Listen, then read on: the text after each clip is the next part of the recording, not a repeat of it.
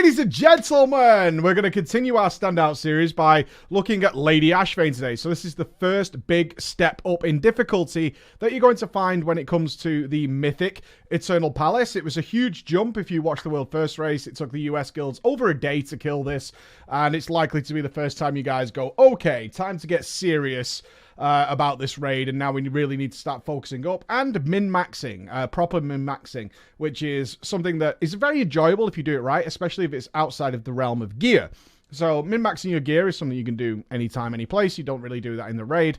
But when it comes to the raid, what you're going to figure out is a boss that is pretty much a Zerg fest in many ways actually has a lot of nuance that you need to figure out. Now, this is a boss that also changes depending on how much gear you have. At this point, you will have people doing the 2-phase, which I'll explain shortly. But typically speaking, your first kill of this fight is going to be 3 phases. And the way this fight works is just transitioning very simply between 2 states. There's the state where Lady Ashvane has a shield in front of her, so you can't actually damage her health. Then there will be the phase when the shield is broken and you can actually damage her health, but now you're going to have to deal with the coral that has spawned in the room. Then the shield's going to come up and the process is simply going to repeat. Overall, not a complex fight mechanically, yet in terms of your player coordination and individual responsibility, which is the whole point of this series, bit more complex. You're going to see some things happening here as we get into a pull, so I can talk about it. Now, what I'm about to show you is when raiding goes wrong. This is our 3rd kill of Lady Ashvane. It was the first one I was able to film because of all my responsibilities I've had recently. However, last week's kill, we did the first kill, which was cool. Everything kind of went well during that kill. But the second kill we had last week was super clean. A straight one-shot, everybody alive. In fact, I had a world rank 3 DPS log on that. This one is going to be when farm raiding kind of goes wrong, and it's often something you guys will run into, is that when you get to farm on a boss you've killed multiple times, people tend to get a little bit lazy, including myself. I'm holding myself responsible here. People get a little lackluster. Everything doesn't work as tightly as it did at first, and that can cause a lot of issues, and you need to be able to kind of pull through that because the fight isn't going to be easily manageable at that point, and that's what we're going to see, is dealing with the chaos. So dealing with the chaos is something that's come up a hell of a lot recently with people getting into Mythic raiding, as some of the fights are so complex. They're so mechanically awkward to manage that people feel overwhelmed. People get very stressed out by it. Certainly, if we look at Battle for Dazar'alor, it was like Mecha Talk onwards. Things started to get really heavy in terms of what you needed to do. And then, of course, we had fights like Jaina Proudmoore, the Restless Cabal, and Mythic Unat for the very few people who attempted those fights, where it becomes super complex. And when it gets to farm raiding, super complex fights with people who get a little bit on the lazy side actually turn into real clown fiestas real fast.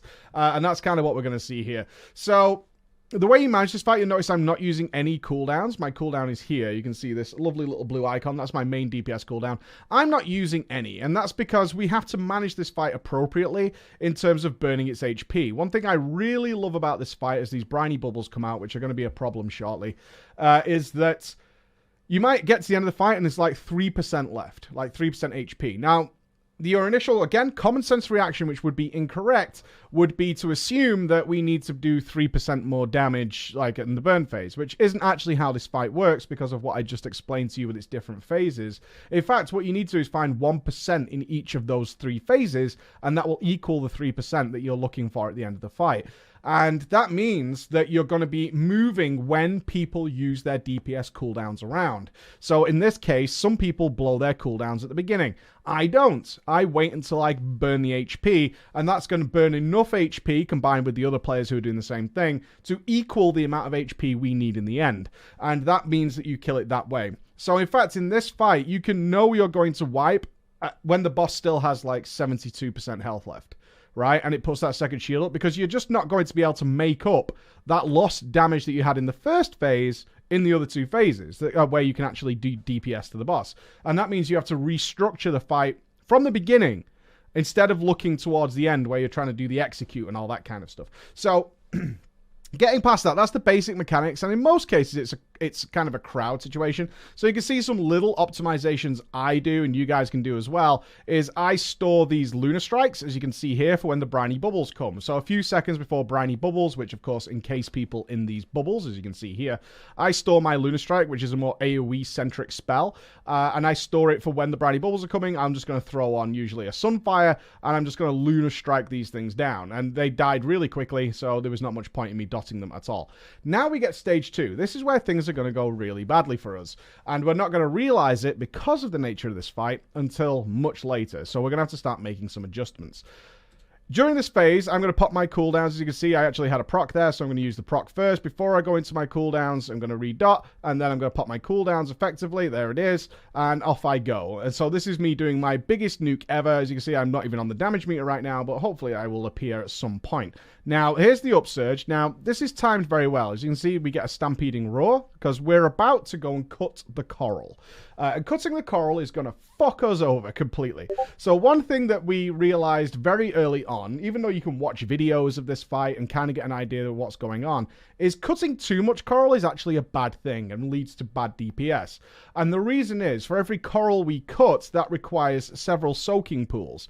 Cutting too much coral creates a lot of soaking pools that'll be all over the room, and that means you're going to have all the DPS, ranged and melee, having to run all around the room to soak these pools. Otherwise, they're going to create these coral patches on the floor, which are going to grow, and they're going to become a big problem over the course of the fight. Now, this is something that we dealt with when we were progressing this fight, is to say, okay, the first cut, we're only going to do the 3 closest coral. That means that ideally, if it's a melee and a ranged, because usually you get a tank and a ranged, a melee and a ranged, or a healer, something like that. That means the melee can simply stay on the boss. The ranged guys, the 3 ranged guys, can move out, cut 3 coral while we're all close to the boss. Then we're going to deal with briny bubbles that still happen during this phase, and then we're going to move the boss to the middle and deal with the things that are far out, still maintaining that melee ranged partnership. What that allows to happen is the melee can stay on the boss 100% of the time, as can the ranged, while still staying in range, which was a big problem we faced, is if some coral was far away and I had to cut it, I was out of range of the boss and we're losing damage, and that's not something you can afford, certainly in a first kill, so the boss has to be maneuvered and wrangled into such a position. So here we go. Now, what's going to happen here is the guys are going to cut every single piece of coral in this room. Every single piece of coral. So you can see what happens here is the 2 blues line up to cut these 2. The green is also here. It's going to cut these 2. And the red is behind here. It's going to cut these. They're actually going to cut every single piece of coral in the room. This is kind of cool. It really is. Like, it's really kind of cool. Simultaneously, it's going to fuck us so hard because of the amount of soaking pools. So what you will generally see happen, if we wind back a second here, for those of you who are preparing for this fight, and this was something I did a lot when we were progressing this, is when this upsurge comes, which is we're all grouped up, so the upsurge is in one place, we're going to get the stampeding roar, and we're going to move out, is I would position myself to disengage out of the group, like this, and then I would kind of look at where the coral is and prepare to move to go and cut a close coral. And after that, because we should have 2 cutting phases, I would slowly maneuver myself, like over here, so that I could get the furthest away one. Moonkids have really good range, so that meant that I was prepared for this. And if there was one that was like this one here, which is really far away, I would do a call to say, hey, the one at blue, because there are world markers around here, the one at blue is going to require some extra soaking. Just make sure somebody is kind of moving over to that area. And I'm really hoping, as you guys should be, again, be the volunteer, I'm really hoping that I get to cut the coral, because I'm already going to be in position to quickly get into position to cut the coral, and that hopefully I can count the other color. So what I mean by that is, what I would hope to happen is, if let's say I got blue, I will say blue is taking far, other blue stand still. And that other player is then free. They don't need to worry about anything. They could just continue to slam and nuke the boss. What you don't want is 2 players going, who am I paired with? No one's communicating, right? So they're looking around the room. Where's he going? Where do I need to stand and all this? You don't want that to happen. What you actually want to happen is for someone to say, I got this. Whoever my partner is, I don't care. But I've got the far one. That's all you need to know. Continue to slam the boss. That's what I'm trying to create with my coral cutting partner. Now, No one was prepared for this.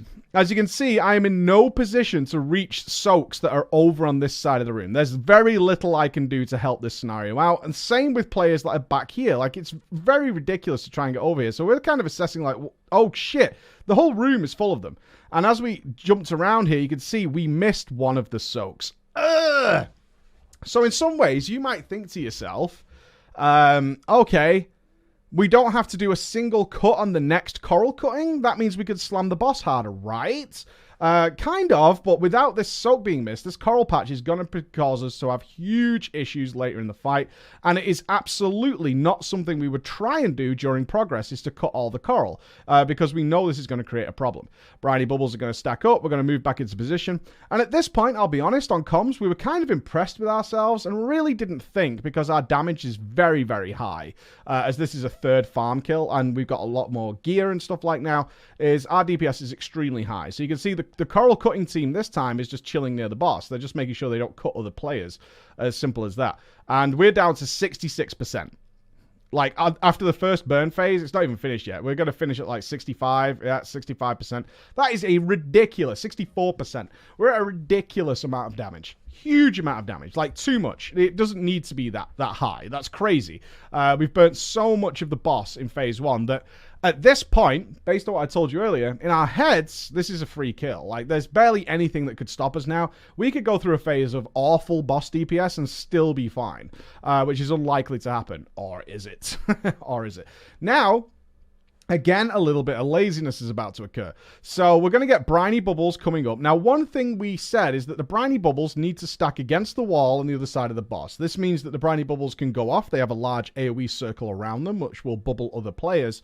But it will allow the tanks to stay very close. It will allow the melee to have 100% uptime, and they will very quickly be able to move in and cleave things down. But one thing that needs to happen is there needs to be a pathway to get to that point.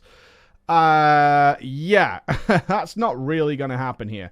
And the pathway needs to happen based on these upsurges, right? These upsurges that form these pools on the floor. Although you might be dropping yours in a good spot, it's a problem because people have to come from the back of the room if they get briny bubbles in order to reach that point. So if you drop upsurges over here, sure, you can move out of it, but there's a guy back here who might have briny bubble who has to try and get through that. And by the time he gets from here to here, that upsurge could become a real big problem. And that is exactly what is going to happen, unfortunately. So I'm going to get this briny bubble, and you can see the upsurges come in, and it's right next to the briny bubble spot. It's right next to it, which you don't want. You want these upsurges to be over here. As you can see where all the pets are, and you can see that a lot of the players have moved over there. But again, it's something that happens with farm raiding. I'm not calling anyone out here. It's just something that happens is you're just wailing on the boss. Comms is very relaxed because we did this huge burn in phase 1. So as far as the players are concerned, it's like a free kill. And as we move in here, you can see several of us got knocked up with the briny bubbles. This is a big problem now because these briny bubbles are not in the right spot. They're not in the right spot, which means the players who are used to standing in a certain place, and again, farm raiding, you're just kind of on autopilot at this point, are now very much in danger of being bubbled themselves. All the briny bubbles are going to be spread out, in which case DPSing them down is going to be a problem. This is a big issue that happens. So you can see what I tried to do here is kind of throw myself to the wall very quickly. You've got less than a second or two to respond to this. So I tried to spin and throw myself to the wall. And you can see the other guys, and you can see the briny bubbles actually ended up in like a three-way spread instead of being on top of each other, which then led to me being... the DPS on these is going to be horrific. Now, why is that a problem? Well, these do a lot of damage. You can see my health bar is not in good place at all. And in fact... what happened is they took so long to DPS down is that the upsurge mechanic came in again. So immediately after being released from the briny bubble, I was killed. Like, there was nowhere for me to go. As you can see, the entire area is surrounded by these pools. So it was a snowball effect, right? One upsurge led to a briny bubble problem with 2 of us out of the 3, which then led to low DPS on the briny bubbles, which then led to an upsurge immediately after the briny bubbles were finished and an immediate death, which was really irritating because I was just like, I felt screwed. I could have played it better for sure. I could have dashed earlier. I could have done something. It's always good in hindsight to look back and say you could have done something, but I absolutely could. But there you go. So we're now back in front. Now I've lost some buffs. I've lost food buff. I've lost rune. I have no intellect buff. I have no priest buff. You know, all these buffs are now gone, meaning my damage is going to lower. The tank death there is intentional. This was also the first week we decided to try and do this with a monk. Typically, as I'm sure many people who are working on this fight or going to get to this fight will know, that a Blood Death Knight typically soaks these bubbles for you. We were trying it with the monk, which turned out to be fine, by the way. I'm just pointing out that that death is totally intentional. Nothing to worry about there. But now it's starting to get heavy because the healers are also being taxed at this fight. There's a huge amount of raid damage that comes out in this fight.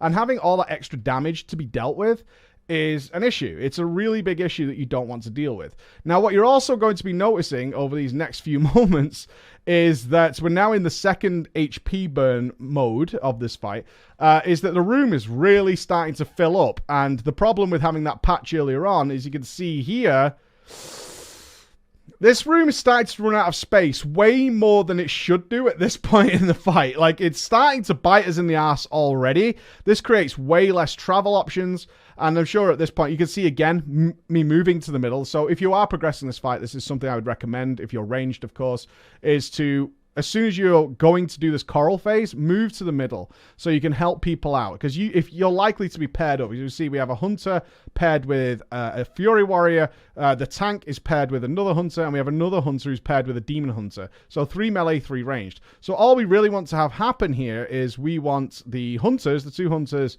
and the... I'm sorry, I've lost my mind. The two hunters are paired together. So unfortunately, like you see, it does show the pairings here.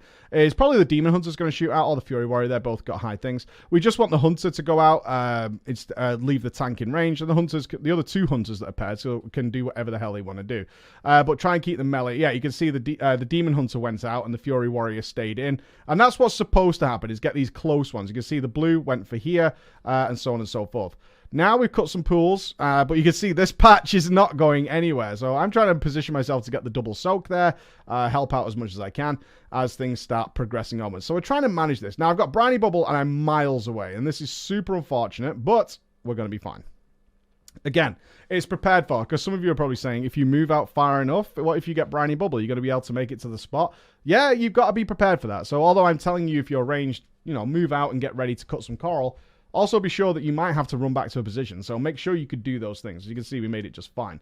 As the guys get back involved here and start taking this heavy damage. We are in good position now, so we're going to be released nice and early, so it shouldn't be too much of a problem. Now, the burn is still going very well. Now we have to deal with these corals as we get into position here. I end up in an awkward position. I don't have dash, but I'm still moving over ready to soak, right? And that's what you need to do, is just prepare for soaks.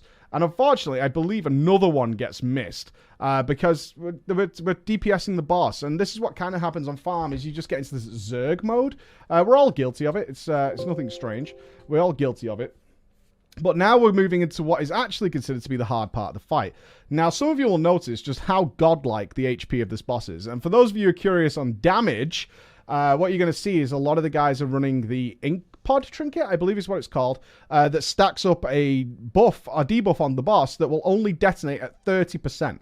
Notice that we got the debuff to 30.2%, which means as soon as this shield drops at 0.2%, you're going to see this boss's HP just go ka-chinga, because all these pods are actually going to detonate. Now, we've got a res on the tank. He's going to come back up. Now, things are really starting to not look good. In fact, if I go back just a moment there, you'll actually see how grim this situation is starting to look in the room. You can see already we have 2 corals right next to the boss, which is not ideal because they're going to be spawning these pools. You can see how spread this has been getting now. Really starting to fill up the room. And you get a lot more coral in this phase because the shield is so large. And we're going to end up in a bad way.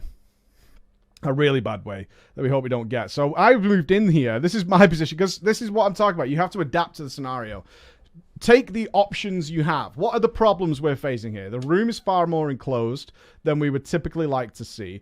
The coral is very close to the boss, which means the bubbles that form that actually regenerate Lady Ashvane's shield, so you don't want them to hit Lady Ashvane at all, are going to be really close. Now, you are expecting the tanks to kind of deal with this situation, but you've got to adapt to that. It's no good being that player who's like, well, that's the tank job.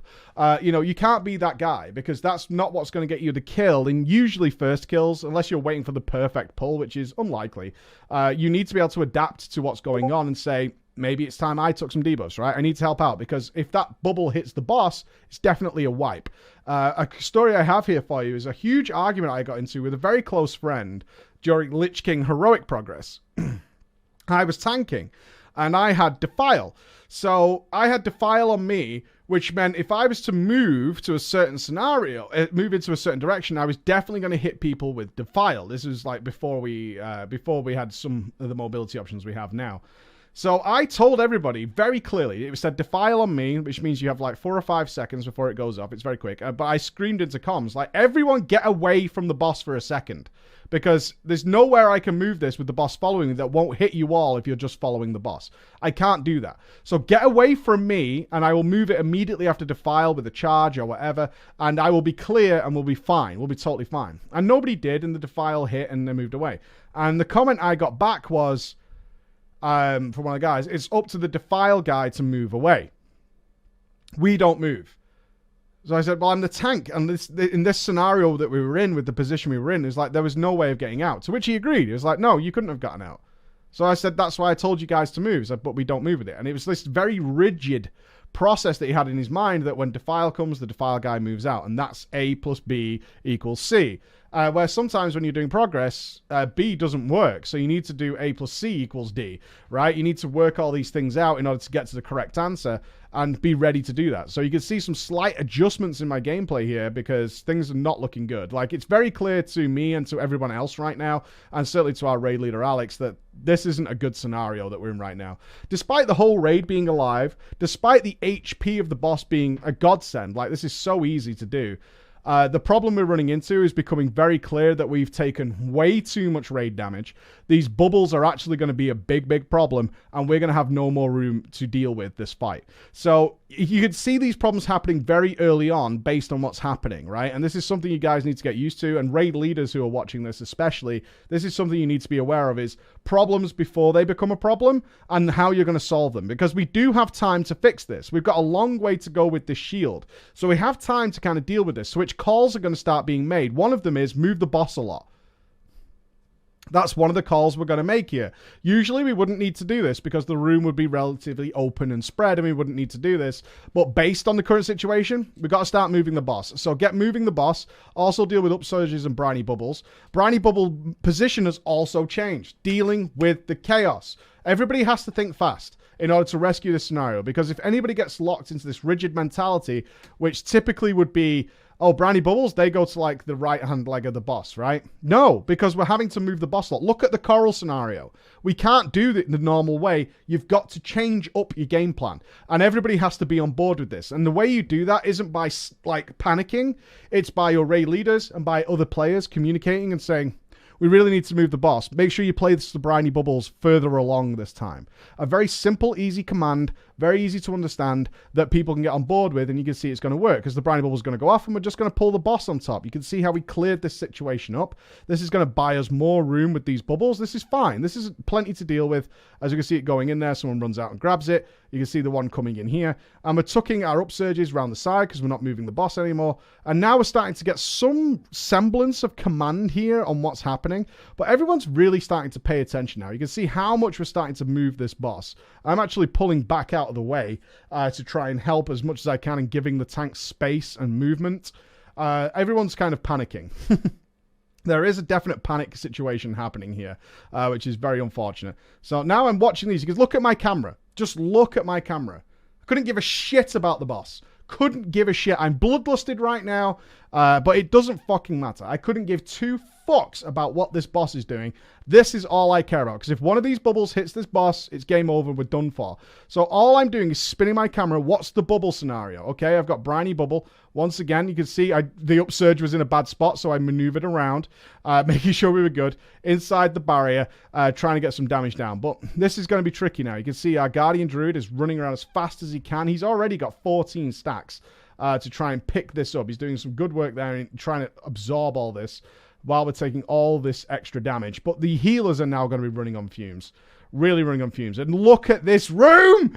It's a coral fiesta that has happened here. There's so little room to move now. we really need to think fast. Why? We're on the cusp of killing this boss. Once this shield is down, we don't have to worry about the bubbles anymore. It's just going to be raid damage because there's no shield for them to regenerate, so they can happily hit the boss. They still will AoE us, but it's not a big deal. But this bit is super tricky because Rippling Wave 4 is coming in 3 seconds. That's what spawns the bubbles. And look at this. We're going to have to deal with this. Now, you'll notice that people just, like, make a wall. You can see everyone makes a wall. I go and soak one, and this is where you need to play because you might have scenarios where your raid leadership or something like that is saying, DPS, never take the bubbles, right? And that will lock into your brain as, like, a complete, like, unbreakable rule. Something along those lines. A totally unbreakable rule, which you cannot have in these kind of scenarios. You need to be able to adapt and overcome. Now you can see how quick, look at the state of this room. And that explosion of bubbles actually caused, we've lost 2 tanks, we've got 1 tank left, we've lost 2 DPSs at this point. Look at the healers, they're fucking as shit. They are so the 3 healers. The Disc Priests have got nothing left, the Holy Pallets have got nothing left. Everyone's working their hardest now, but now all we need to do is kill. I'm going to pop a Colossal Healing Potion. Probably a call from the healers is like, you need a healing potion, because of course I'm not really checking the healers' mana over the fight. That's their job to look after, just as it's my job to look after my DPS cooldowns. And they will tell me, they will inform me, again via communication, whether it's time to use Colossal Healing Potions or to use Health Pots, which are typically considered to be basically a DPS cooldown at this point. But the call right now, I could tell you, is just survive. Just survive. Because even though we are in the kill phase, good God, these bubbles are still going to be hitting the boss. I've now got the dot, as have other people. You can see Priest has just died. We've lost a healer as we're getting to burn this down, this 90%. But you can see we've just got nothing left. There's nothing left. Well, you still got to maintain your calm. Do everything you need to do. Make sure you're getting your job done, because there's nothing else to kill us now besides the coral. But it's all going wrong. We've lost our Demon Hunter's gone down now because he had to take 2 extra stacks, and the healers literally have nothing left. And still working to keep the calm. But it's been how many things? We are going to kill this boss, which is nice. The Briny Bubbles, I'm going to disengage out and try and find a little bit of space in this corner, which is nothing left for these guys. We've now got bubbled DPSs, which is a Rogue, a Hunter, and a Ret Paladin are all bubbled. Trying to get those out even now. So again, you can see a change of idea here compared to what you probably what you would want to do, which is the boss have got 4% health left.